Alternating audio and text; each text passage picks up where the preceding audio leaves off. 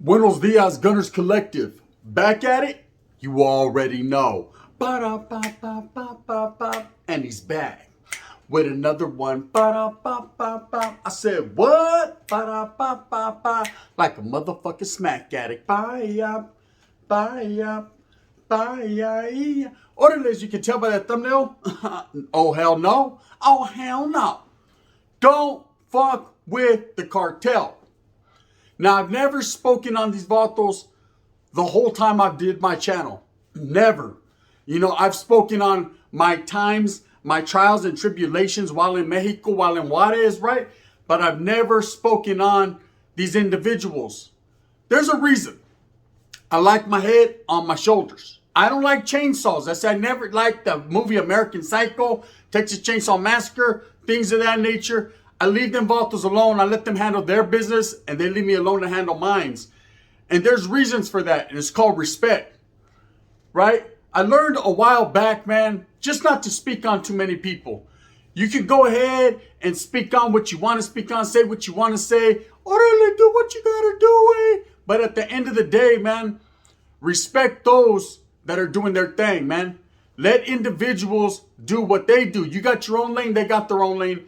And I'm going to do that. Well, you're scared, Gunner. That's why you don't talk about them. Fuck yeah, I am, vato. ¿Sabes qué? Hey, do you want them like to tie you up and choke you and disembowel you? I'm cool with all that, bro. I'm not involved in that. I ain't trying to be involved in that. But here's a couple stories on the reasonings why. I seen firsthand with my own two lenses, my fucking lenses on, 4 eyes. I seen it. So trip out on this. When I did go to Juarez, Mexico, it wasn't planned, homes. It wasn't like we said, hey, this is where we're going to go. We're on the run. Vámonos. Let's go.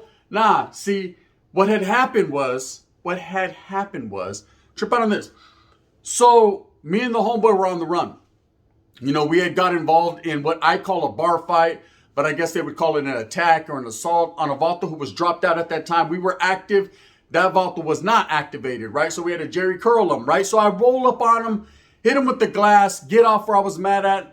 And next thing you know, we're all in the paper. We're on the newspaper and people are looking for us, right? That's fine. That's part of the game. So we went on the run and we were skipping from town to town and we ended up in Southern California.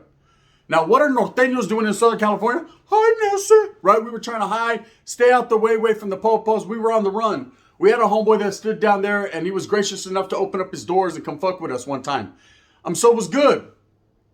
But of course, when you got homeboys that are living the family life and doing their thing, you don't want to bring too much to their doorstep, eh? Out of respect, that's it. What you need to do is you need to let them do them and you do you. So we decided that for no other reason, we would split up. The homeboy would go his way, I would go my way, and we would take it away from the homeboy's house. Of course, both of us doubled back. Both of us had the same ideas. Thank you, this is what we're going to do. See that right there? I'm going to wait till he leaves. I'm going to go chill with the chick and get my bone on. Then I'm going to double back to the homeboy and see what I can do. He had the same damn idea, and we ended up at the same spot again. Hey, what are you doing here, eh? The homeboy was cooking eggs and boxers, right? I said, hey, what this? I was getting to my mom. What are you doing? That's it. So then we decided that if for no other reason, we should jam out to Texas. And we ended up in Texas. But we didn't end up in Texas the long way, right? We took Greyhounds here and there. I had a chick. She was supplying me with money off the credit card, right? To get us to Tejas. We were on the run. Of course, the homeboy had a grand scheme. We would stay with this tia in El Paso. Now, anyone that knows El Paso, Texas, that's from Texas, know that that's frontera. That's right on the border. Borderline. Looks like I'm going to lose my mind. Yeah, we almost lost our fucking minds and our heads. Looking around with Mexico, right? So anyways, we take the Greyhound one night. We get there to Juarez, or to El Paso. And his tia's not there. She decided that if for no other reason, she would hit California and go visit her sister. So now we're stuck like Chuck with $50 and we don't know what to do, right? So we do anything that any motherfucker else would do that's on the run, right? That doesn't want to go do 3-4 years in prison. Like it was a long time, huh? We walked our young asses over the border to Juarez. And it was a whole nother level. It was a whole different world. New video. Shout out to Dubs, right? It was a whole nother level, man. And I told you about my adventures, tacos de perro, and I told you about riding around in the back of a fucking van with the pig's head, right? And I've told you guys every little intricate detail into my experiences there. I don't play with the cartel, right? Day one, we get there. Pull up. We get to my abuelito's house, right? My grandfather's house. He says, mijo, give me your money, right? You guys can stay here. Got a couple other homeboys that were on the run that were staying there. You guys know the drill. Anyone that's watched my old school stories know that these are facts, right? So anyways, we're sitting there kicking back. Spencer, I got the glasses on. Let's get my eyes are sensitive right now. I was in the sun all weekend. Anyway, so I'm chilling, right? We get there about 2, 3 in the morning. By the time we walked over, my grandfather sent someone to pick us up. That was that. We're there. We're in Anapra. Anapra, Barrio Loma Triste, the mountain, the sad mountain. We're up there, right, chilling. And my grandfather has a very nice home there. Everything is everything. We're thinking, okay, we can get with this. We're going to do nothing but be on the run and fuck bitches. And that's part of the game. So now we're there chilling. And of course, 8 in the morning, I'm outside, I'm smoking a frajo. I remember them days, right? The frajo's good. The air's all right. You know what I mean? The chick down the street with the big old nalga, she's going to be better. So now I knew I could do better, so I could do better. So I'm posted up outside when a red truck pulls up. 2 little vatos about 5'6" get off, and I'm like, okay, oh hell no, right? And they're like, hey, who are you? Are you a bajadero? What the fuck you here for? Right? Now, come to find out these guys were workers, or at least that's what they called them. And they gave us a threat, or they made us a threat. And the threat was, and this was the part of the game of Mexico I didn't know about, especially right there in the frontera. It was, we don't know you in this area, in this neighborhood. You got a couple weeks to stay here, or we're going to fucking kill you. That's it. Get out of here. Get on down the road, Dorothy. Click your heels, I say, and fly, Toto fly, right? That's what they were on. Some real gangster shit. Different from California, different from Texas, different from Arizona, different from Atlanta, Georgia. Woo! Different from fucking wherever Ric Flair's from, right? North Carolina. They're different over there. It wasn't, hey, Holmes, hey, what are you guys here for? Hey, that's cool. All right, nice to meet you. It was, you have 2 weeks, and if you're not gone, we're going to kill you. That's it. That was my first interaction with Cartel, or at least I thought it was up until that point. Anyways, needless to say, we got on. We ended up staying for a little while. I told you guys the stories. I'm not going to reiterate and repeat the fucking stories over and over again, but you guys know what time it was. I seen some stuff that I shouldn't have seen there. I seen some things that made me go, It made me wonder, right? I seen the real. That's when I realized the type of hype and the tip that Cartel was on compared to what we were doing back in California, compared to North and South, compared to Mexicanos and Chicanos kicking in and doing what they does. Because, oh, Pablo, this was different. These vatos were playing for real. They weren't even playing. It was just for reals. Guard! It was fucking for reals, man. It was for reals, okay? So we got on. So now I'm back in California. I get popped, busted, do some time, whatever, right? Well, I had a tia. And my tia, and this was the reason why I really don't fuck with these vatos, right? My tia was always in the game. Rest in peace to my tia Lupe. She knows what time it is, but she was always in the game. Selling that H, that black, right? Type of woman, man, get incarcerated, keep her muzzle on lock, get out, get right back to it, right? Always. This was my same tia that I said in that video that ran into Pearl Fernandez. Fuck her, right? So my tia was a real one. Anyways, at this particular point in time, my tia had a nice little pad and she was getting it on, right? Meaning she had a couple of workers that worked for her. These vatos were funny too. There was a vato, I don't even want to say his name, right? Because I'm not trying to put anyone on blast. He was a straight tecato. But this vato right here, for about a year, she made this vato. I didn't have a car. I was broker than Baby Joker needing a typewriter, right? I didn't have shit to my name other than a baby's mom and about 4 kids, right? The struggle was right. Hella roaches, don't bed bug. Best believe that. I can claim that. If I could claim them vatos on taxes, I'd already been a millionaire. Because I hustle hard. What is it? Because I stay humble and I hustle hard. Anyway, so trip out. She used to make this vato wake up every fucking morning just to come pick me up to give me the ride to work, or he couldn't get well. And I remember one time he was late. Man, that motherfucker was sicker than a dog for 2 days. I made him like that. My tia loved me. Anyways, she was pretty hardcore, but one of the nicest women I met. You go ahead and figure that out. She had workers working for her. She had her little hustle on, and no one ever got in her business. I remember one of my primos used to say, damn, if I could just get her pager or her cell phone, man, I'd be on, right? Oh, you think you'd be on. But there's a level of respect when it comes to dealing with the cartel.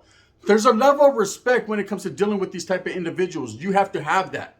You have to have it. You have to be a person that they trust and they respect for them to do business with you. If they were even doing business, I don't know. I don't want to put nothing on their plate. I'm just saying, So anyways, trip out on this.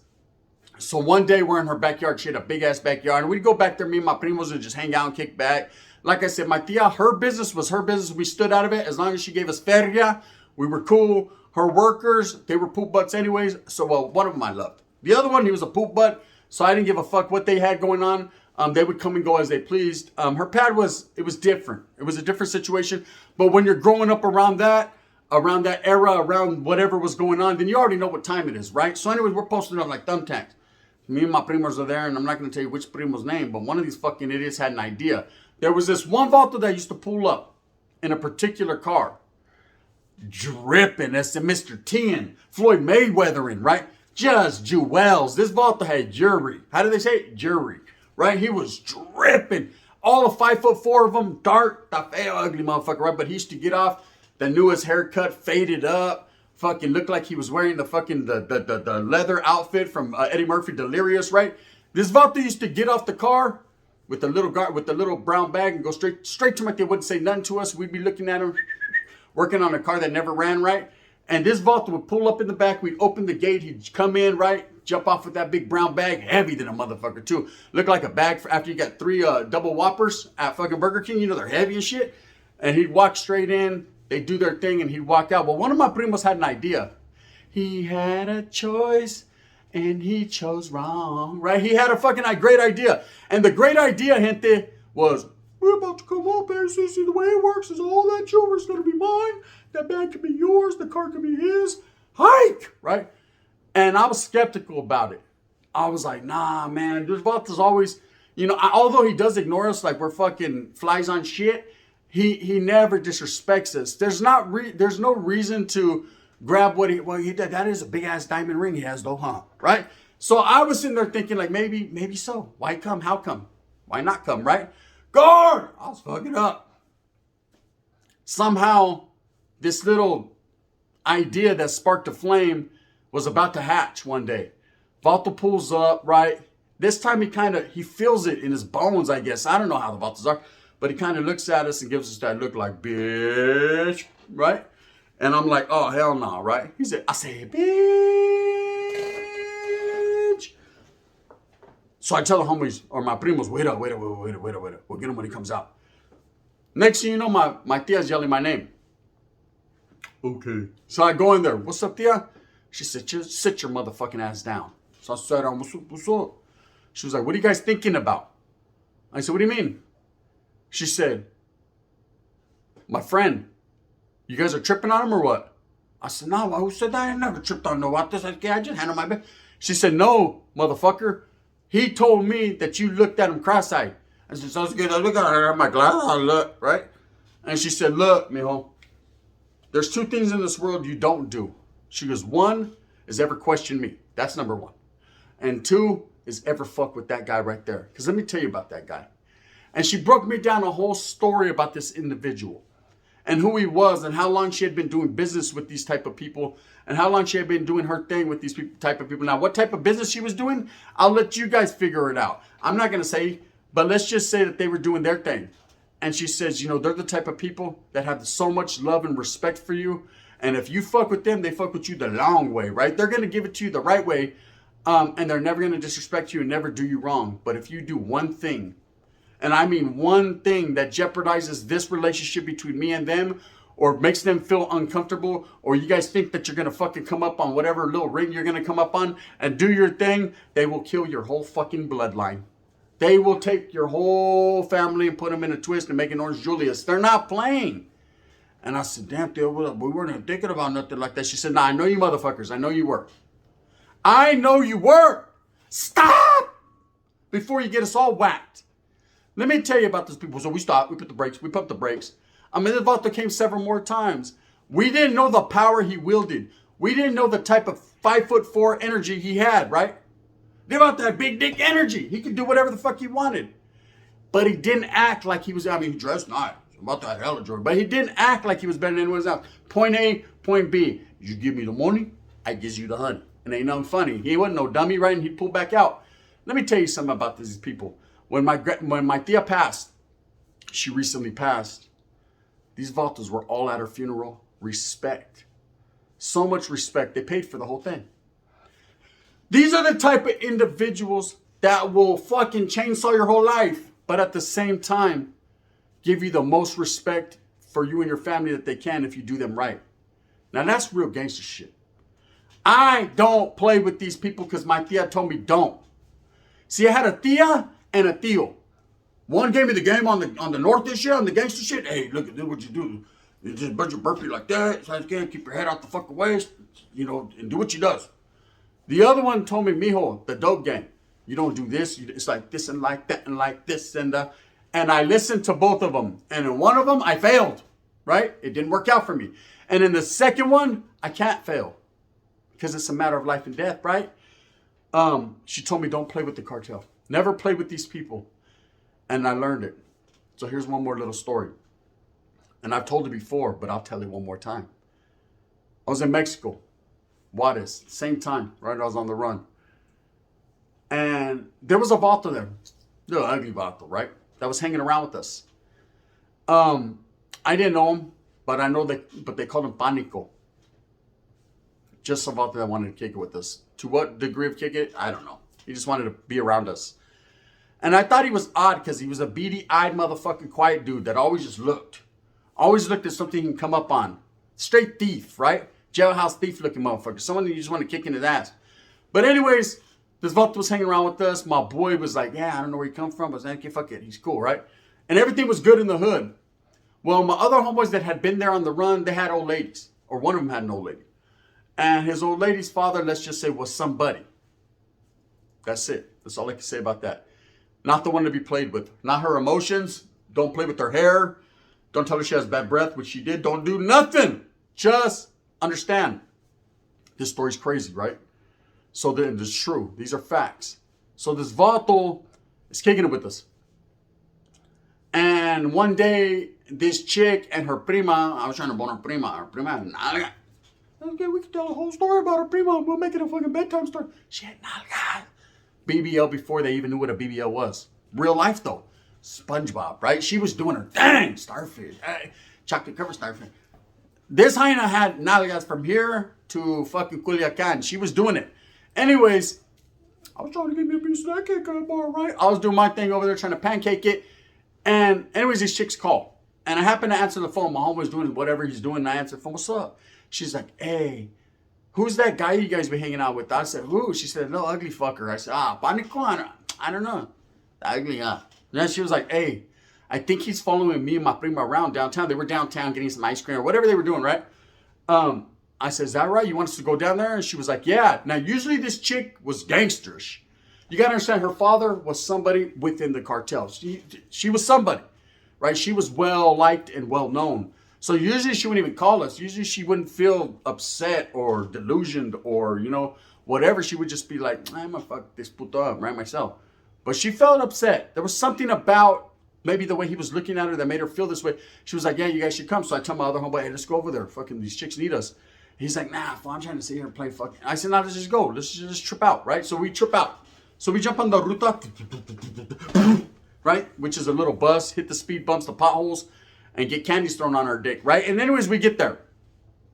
And they're looking nervous, right? They're looking nervous. And the chick is on the phone. One of the chicks is telling me, the one with the big old ass. I'm looking at her ass. She's looking at my eyes, right? So it made me cross-eyed. So anyways, she's telling me, yeah, this fool been following us all day. It looks like he's trying to kidnap us, dude. Mexico's different, eh? They do different shit. See, over here, we walk up and they go, I'm going to go ahead and need that, right? Over there, I'm going to go ahead and need that. They're different. Anyways, especially in Juarez, the frontera is different. So anyways, this fucking chick, she's giving me the rundown, me and the homeboy, and we're like, yeah, is that right? Are those real Jordans over there? We're not even paying attention. And the other chick comes up, she's like, hey, it's good. It's already taken care of. Let's go get some ice cream. So we did. I got 2 scoops of Rocky Road. I'll never forget. Rocky Road hits different in Mexico. You got to try it. Boom.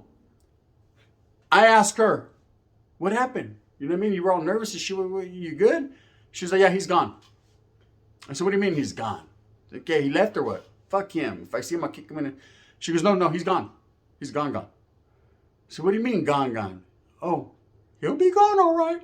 She said, yeah, I'm not worried about it. We went and got ice cream, went and got something to eat, went back to the pad. Now trip out on this. There's a newspaper in Mexico, or in Juarez at least, that shows you everything that happens the night before. All the murders, all the mayhem, all the mystery, right? The Vato was on the front page right there. Facts. Rest in peace, man. I don't like to do people dirty like that, speak on the dead. But that's exactly what he was. Whatever he was planning to do, whatever he thought he was going to do, he didn't do no more. One phone call away. That right there, that one act made me understand you don't fuck with the cartel. Now, I do my channel, gente, and I'm just like everyone else. If I got something to say, I'm going to say it. But people have always asked me, hey, why don't you do something about this guy? Why don't you do something about that guy? I don't play with them because they don't play games. If you're Mexican, you understand me and you respect it and you know. Okay? Organized crime, anything, syndicates, anything that has to do with that, that's their fucking business. Unless you really want to be involved and ride that ride. Believe me, that roller coaster goes up, bitch, but it does come down, right? Unless you want to play games like that, well, so I advise that you don't. Because they're not playing. Anyways, that's why I don't speak on cartel issues. I don't want to speak on their shit. They don't play. I've seen it time and time again. I've happened to see them in real life, man. And the look that they have look like they haven't been fucked in years and they're ready to take it out on somebody. I'm cool. With that being said, gente, I hope you enjoyed the stories. They're all facts. They're all truth, man. And they're my fucking stories. And this is my party and I'm going to cry if I want to. And tell them if I want to. You know what it is, man. With that being said, I hope that you move with a purpose, get everything that you want coming to you. And remember, at the end of the day, it's all about the strive and struggle and the struggle to strive. I'm going to keep doing what I does, cousin. You keep doing what you do, which is listening to the stories that are coming out of my mouth. And I'm going to keep on producing and pushing them, man, because that's what I does. With thumbs up or thumbs down, Heavy's going to be the head that wears the crown. I'm going to continue to strive and struggle for what I honestly and truly believe in, and that's gente, brothers, everybody coming to you. What about the woods? You don't forgot about us, Gunner? Can never fucking forget about the woods. Bang, bang. This is the gun.